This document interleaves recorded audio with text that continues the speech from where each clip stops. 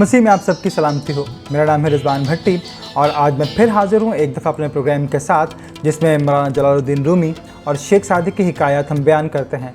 और हम सिर्फ उन हिकायत को शामिल करते हैं जिसमें मेरी मसीह की तालीम का जिक्र होता है।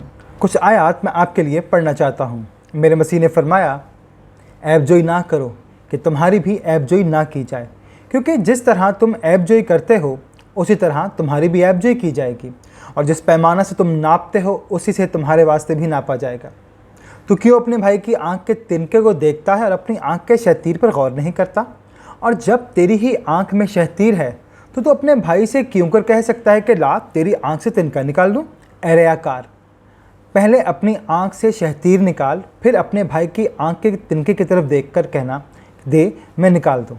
तो आते हैं हिकायत की तरफ। तो हमारे आज की हिकायत का मजमून है आंख का शहतीर।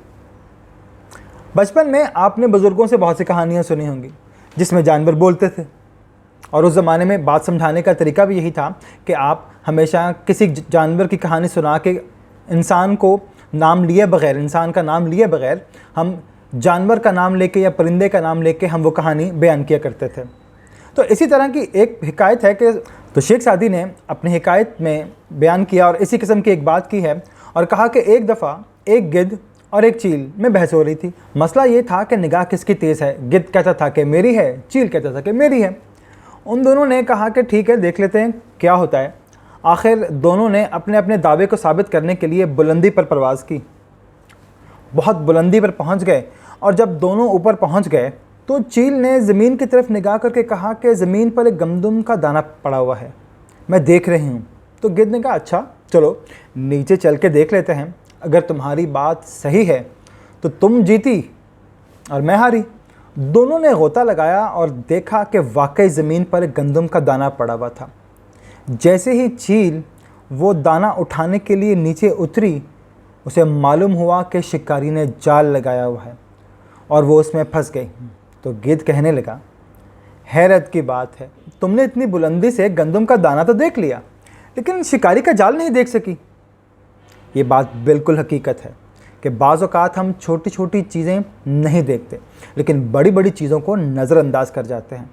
ये शेख सादी का अपना तरीक़ा था कि बात करने का, कि वो बात कैसे करके लोगों को समझा सकते हैं।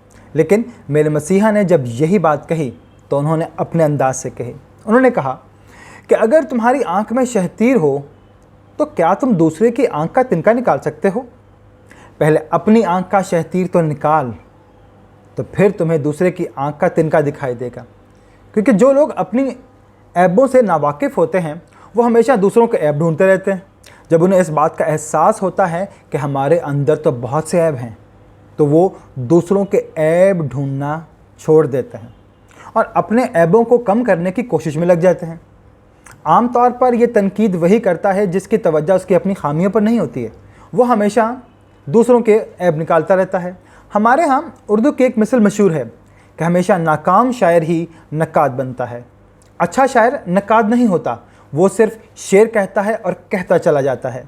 जब अच्छा शायर शेर कहता है तो वो वाह वाह कह उठते हैं, लेकिन जो अच्छा शेर खुद नहीं कह पाता वो दूसरों के शेरों में खामियां ढूंढता है, उनमें कीड़े निकालता है, उनकी तनकीद करता है और उसको वो फ़न का नाम देता है। ऐसे बहुत कम शायर हैं जो ख़ुद भी अच्छे शायर हों और उन्हें तनकीद भी की हो, वरना आम तौर पर नक्काद हजरात ख़ुद शायर नहीं होते, लेकिन दूसरों की खामियां ढूंढने लग जाते हैं। यही हाल हमारा इस दुनिया में है। दूसरों के मामलात में हम तनकीद करते हैं, कीड़े निकालते हैं, लेकिन अपने ऐबों से नावाकिफ़ होते हैं। हम आईना हैं। आईना आपको आपके सारे ऐब दिखाता है, आपके मुंह पर लगी हुई कालक भी दिखाता है, लेकिन इस आईने को आप दूसरी तरफ से देखें तो वो अंधा होता है। वो इस बात से नावाकिफ़ होता है कि मैं दूसरी तरफ से नहीं देख सकता। हम सबको आईना बनने का शौक़ है। हम दूसरों के ऐब दिखाते हैं लेकिन अपने ऐब भूल जाते हैं। हम उस चील की तरह हैं जिसे दूर से दाना तो दिखाई देता है लेकिन दाम दिखाई नहीं देता, और फंस जाते हैं। हम लोग उस आदमी की तरह हैं जिसकी आंख में शहतीर है, दूसरों की आंख के तिनके निकालने के चक्कर में होते हैं। अगर हमें यह मालूम हो जाए कि हम कितने बड़े गुनहगार हैं तो फिर शायद हमें इतनी फुर्सत ही ना मिले कि हम दूसरों के गुनाह ढूंढते रहें। जिसे ये मालूम हो कि मेरे अपने घर के अंदर इतने गंदे कपड़े हैं, लेकिन फिर भी वो पड़ोसी के घर में झांक रहा होता है कि उसके घर में कितना गंद पड़ा हुआ है, लेकिन अपने घर के गंद से नावाकिफ़ होता है। हमारी ख़वातीन माजरत के साथ उनका यही होता है कि दूसरे के घर में क्या चल रहा है, अपने घर को छोड़ के कि मेरे घर में क्या चल रहा है भूल जाते हैं, कुछ नहीं सोचते, लेकिन दूसरों की दीवार पे कान लगा के उनके यहाँ झांक के देखते हैं कि उनके यहाँ क्या चल रहा है। लेकिन उनको ये नहीं मालूम होता कि मेरे अपने घर में कितना गंद भरा हुआ है, लेकिन हम दूसरों के घर में झांक कर उनकी बुराई देखने के शौकीन हैं। हम तो पहले अपने दरवाजे के सामने से झाड़ू क्यों नहीं लगाते, लेकिन अगर हम बाज़ औक़ात अपने दरवाजे के आगे से झाड़ू लगा भी दें तो वो पूरे का पूरा हम गंद जो है, कचरा जो है, दूसरे के दरवाजे के सामने लगा देते हैं और कहते हैं कि देखो ये सफाई नहीं करता। ये वो बुराई है जो हम सब में है। बदकिस्मती से जो ज़्यादा बड़ा आलिम है उसमें ये बुराई ज़्यादा पाई जाती है कि हम एक दूसरे के ऐब तो गिनवाते हैं लेकिन अपने ऐब नहीं देखते। फ़लाँ में ये ख़ामी है, फ़लाँ में ये ख़राबी है, लेकिन अपने गिरेबान में झांक कर नहीं देखते कि हम क्या हैं। अगर हमें ये मालूम हो जाए कि हम वो अंधे आईने हैं, हम आईने का रुख दूसरी तरफ करते हैं और अपनी तरफ करते नहीं, और हम में से हर एक को अपनी शक्ल दिखाई नहीं देती, दूसरे को अपनी शक्ल दिखाई देती है और हम दूसरे की शक्ल देख रहे होते हैं। एक कहानी है कि एक साहब गांव में रहते थे, वहाँ उसकी शादी भी हो गई थी। फिर वो शहर में आ गए। शहर में उन्होंने एक आईना लिया और आईना लेकर वो गांव चले गए। जब घर पहुंचा तो आईने को रख दिया, कहा कि एक अच्छी चीज़ है, और उनकी नई नई शादी हुई थी। उनकी बेगम साहिबा ने जब उसमें अपना चेहरा देखा तो शोर मचा दिया, हाय मैं लुट गई, मैं बर्बाद हो गई, मैं मर गई। सास बाहर से भागती हुई कमरे में दाखिल हुई और उसने कहा, बेटी क्या हुआ? उसने कहा, एक औरत इसमें है, ये शादी करके ले आया है और इसमें बंद करके रखी है। झांक कर देखा तो उसको अपनी तस्वीर उसमें नज़र आई। उसने कहा, नहीं नहीं तुम फिक्र मत करो, ये तो बूढ़ी सी है, इस पर किसका दिल आएगा। तो हम में से हर एक को आईने में अपनी शक्ल नज़र आती है। हम ये कहते हैं कि ये दूसरे की है, इस तस्वीर में अपनी तस्वीर मानने को तैयार ही नहीं होते। ये एक तनकीद का सिलसिला है जो जारी है।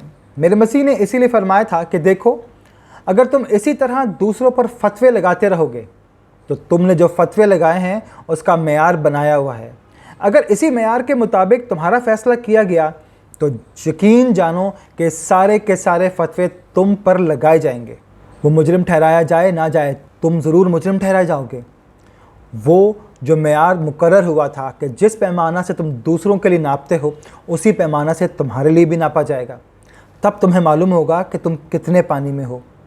हम तनकीद करते हैं, ऐब निकालते हैं, अच्छा समझते हैं कि ये हम बहुत अच्छा कर रहे हैं, कि हमें दुनिया में भेजा ही इसी काम के लिए गया है कि हम दूसरों के ऐब निकालते फिरें।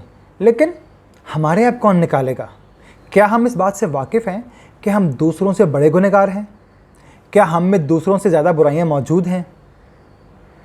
क्या हम अपने गिरेबान में झांक के देखते हैं या नहीं देखते? हम सब एक दूसरे पर तनकीद करते हैं लेकिन अपने आप पर तनकीद नहीं करते। मेरे मसीह ने कहा था कि तनकीद करना अच्छी बात है, लेकिन उस तनकीद की इब्तिदा अपने आप से करो। जो तनकीद ख़ुद तनकीदी ना हो वो तनकीद नहीं, एतराज़ है, और इसको तनकीद का नाम नहीं दिया जा सकता। दूसरों के सिक्के को तो आप कह रहे होते हैं कि खोटा है, कि आपके पास कौन सा सिक्का है जो आप चला रहे हैं। दूसरों से तो आप एक घिसा पिटा नोट लेने को तैयार नहीं होते, लेकिन ख़ुद उसे वही नोट दे रहे होते हैं जो बहुत बुरी हालत में होता है कि ये हमसे ले लो। इस बात को भूल जाएं और दूसरों के तिनके ना ढूंढें और अपने शहतीर पर नज़र रखें, तो आज भी दुनिया में अमन व अमान कायम हो सकता है। आज भी दुनिया में सुकून का सांस लिया जा सकता है, बशर्ते कि हम खुदा की ये बात याद रखें कि तुम अपनी आँख के शतीर लिए फिरते हो। तुम्हें किसने ये हक़ बख्शा कि दूसरों की आँख के तिनके निकालते फिरो? पहले अपने शहतीर निकालो, फिर दूसरे के तिनके की फ़िक्र करना। लेकिन अगर ये नहीं कर सकते तो हमारे ऊपर वही लफ्ज़ सादिक आता है जो आपने इस्तेमाल किया था कि तुम मुनाफिक हो। खुदा तुम्हें इस मुनाफ़िकत से बचाए कि दूसरों के ऐब ढूंढो और अपने ऐबों से नावाकिफ़ रहो। हम तनकीद करने की बजाय अपनी ज़ात में झांकने की कोशिश करें कि हम कहाँ खड़े हैं। कहीं हम ख़ुद को जहन्नुम की तरफ तो नहीं ले जा रहे या दूसरों को जन्नत की तरफ से बुला रहे हैं। अगर हम ये तनकीद का रास्ता छोड़ें और तामीर का रास्ता इख्तियार करें तो यकीन जानें कि ये दुनिया जन्नत बन सकती है। इस दुनिया को जहन्नम किसी ने बाहर से आके नहीं बनाया, बल्कि इस दुनिया को जहन्नम बनाने वाले आप और मैं हैं। और हम इसकी इब्तिदा तनकीद करके करते हैं। इसलिए हम ये फ़ैसला करें कि दूसरों की नेकी का एतराफ़ करें और इस बात का एतराफ़ और भी करें कि सारी नेकियां हमारे दामन में नहीं हैं, दूसरों के पास भी हैं और उनके पास हमसे अच्छी नेकियां हैं और वो हमसे बेहतर हैं। और जिस दिन हमने ये यकीन कर लिया कि दूसरों के पास हमसे बेहतर है, तो आप यकीन जानें ये दुनिया बेहतर हो जाएगी। आमीन।